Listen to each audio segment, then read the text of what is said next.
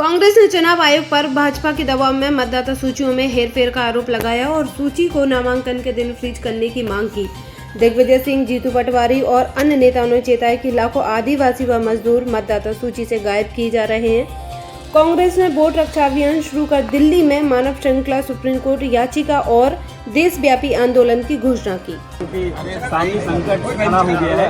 अब उनसे लगभग 15 साल के जो एक्सपीरियंस है उन लोगों को कहा जा रहा है कि वो दोबारा परीक्षा में बैठे और उनको 50% अंक लाने भी अनिवार्य हो गए हैं और नए लोगों के साथ उन्हें देखो ये चाहिए वो किसी भी प्रकार का आउटसोर्स का हो, वेतनभोगी हो या अलग अलग प्रकार की जो मध्य प्रदेश में अव्यवस्था है उसका, उनके साथ ये सरकार अन्याय कर रही, अत्याचार कर रही, अधर्म कर रही। और मैं उन कर्मचारियों से आग्रह कर रहा हूँ कि आप ही के माध्यम से एसआईआर में ये इनका उल्लू सीधा करना चाहते हैं। आप लोग जागो और इस भारतीय जनता पार्टी का देश विरोधी चेहरा सामने लाओ और न्याय करो, देश के नागरिकों की रक्षा करो। इसलिए लग रहा है कि बिहार में ऐसा हुआ है। इसलिए लग रहा है कि अभी दिग्विजय सिंह जी ने कहा कि निर्वाचन आयोग के संविधान में जो नियम है वो ये है कि निर्वाचन आयोग का दायित्व है कि आम नागरिक का वोट कटे नहीं। निर्वाचन आयोग वोट काटता है, इसलिए संकट में है। और पलटे में 200 करोड़ का हवाई जहाज भी खरीदते हैं कर्जा लेके, तो ये उत्तर तो उनको प्रदेश को देना है। राहुल गांधी से वो सवाल करते हैं, जवाब मांगते हैं, उससे पहले अपने धर्म का, अपने दायित्व का निर्वाह करें। और बिहार में कांग्रेस पार्टी का गठबंधन जीतेगा।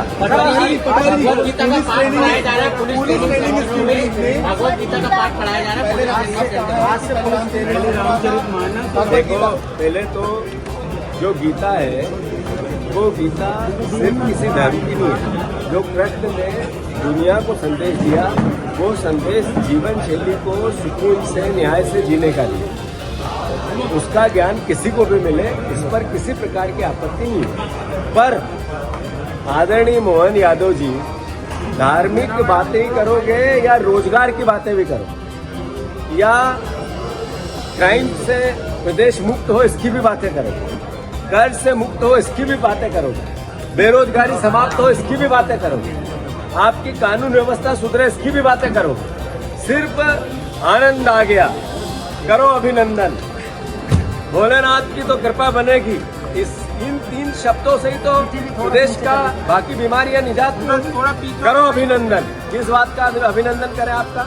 इस बात का कि शराब में सबसे ज्यादा खपत आप करवा रहे हैं, करो अभिनंदन। किस बात का करें कि पुलिस बल आधा है, किस बात का करें कि सबसे ज्यादा भ्रष्टाचार आपकी सरकार करती है 50% से ज्यादा, इस बात का करें कि वल्लभ भवन में दलाल बैठ गए, किस बात का अभिनंदन करें भैया? आपने नहीं, अभी पूरी बात नहीं हुई बहन जी, आपने किसानों को कहा था कि हम भैया 2700 का धान देंगे, गेहूं का दाम देंगे, 3100 का धान का देंगे। दोनों को आपने चिट्ठी लिख दी कि हमसे नहीं होगा, हाथ ऊंचे कर दिए। इस बात का अभिनंदन करें। कहाँ है वो 50 कुंटल बीघे के गेहूं? किसान बंसीलाल को ढूंढ रहे हैं। वो बंसीलाल का जिक्र किया आदरणीय मुख्यमंत्री बंसीलाल जी, 50 कुंटल बीघे का गेहूं आने वाला है इजराइल का। अब वो किसान मीम्स बना रहा है, सोशल मीडिया पर सबसे ज्यादा वायरल केवल वो गेहूं हो रहा है। मुख्यमंत्री जी, केवल धार्मिक बातें करके प्रदेश की समस्याओं का निजात नहीं, आपका दायित्व है, जो धर्म है वो निभाओ और काम करो। बड़े दुर्भाग्य के साथ कहना पड़े, वो पप्पू को समझ में नहीं आता कि चुनाव होता कैसे है। और जहाँ चुनाव होता है, मैं आज मध्य प्रदेश की धरती से आपके बीच में आया कि हमारे प्रत्याशी के लिए चुनाव की बात करना। और एक कांग्रेस के नेता राहुल गांधी, इतने बड़े नेता पूछो मत, और जैसी समझे आज और कल चुनाव में कहेंगे कि चुनाव में अगर कांग्रेस को जीतना है, उनके साथ वालों को जीतना है, तो मैं आपसे पूछना चाहता हूँ, उनको कहाँ होना चाहिए था? बिहार में आना चाहिए कि नहीं आना चाहिए था? बिहार में सभा करना चाहिए कि नहीं करना चाहिए? वो नहीं आ रहा है। वो हमारे मध्य प्रदेश की पंचमढ़ी में छुट्टी बिता रहा है, छुट्टी बिठा रहा है। बाप रे बाप, ऐसा कभी होता है क्या? दूल्हा घोड़ी तैयार, भेंट तैयार, बाराती तैयार और दूल्हा भाग जाए और बारात पहुंचाएंगे, ये तो तमाशा कहीं नहीं हो सकता। ये कांग्रेस ही कर सकता। बाद में कहेंगे अरे हमारा ये हो गया, हमारा ये हो गया। अरे तुम्हारे तो कर्म ही ऐसे, तुमको जाकर के चुनाव को चुनाव जैसे लेना चाहिए। मैं मध्य से आता, मुझे अच्छा लगता है नारी पार्टी के नेता और नीतीश कुमार सब मिलकर चुनाव लड़ रहे हैं। एक अच्छा बांका बहादुर बांके जिले से मनोज यादव लड़ रहे हैं, इनके चुनाव की बात करना है।